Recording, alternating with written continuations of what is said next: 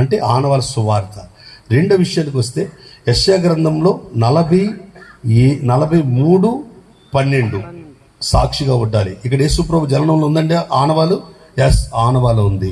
యెషయా గ్రంథము 43:21 నా స్తోత్రం ప్రచురణ చేయడానికి పుట్టారు మీరు. ఇక్కడ చూడండి 13-14 వచనంలో వెంటనే పరలోక సైన్య సమూహము ఆ దూతతో కూడా సర్వోన్నతమైన స్థలంలో దేవునికి మహిమయు ఆయనకి ఇష్టమైన మనుషులకు భూమి మీద సమాధానము కలుగుగా కానీ స్తోత్రము దేవునికి స్తోత్రము చేయుచుండు. స్తోత్రం అంటే ఏంటంట?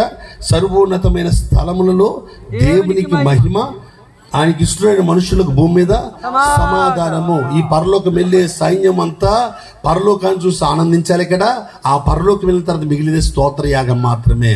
నేను మరోసారి చెప్తున్నా, ప్రతి వాక్యం పట్టుకుంటే గంట వర్తమానం చెప్పొచ్చు, ఇది గంట చెప్పొచ్చు.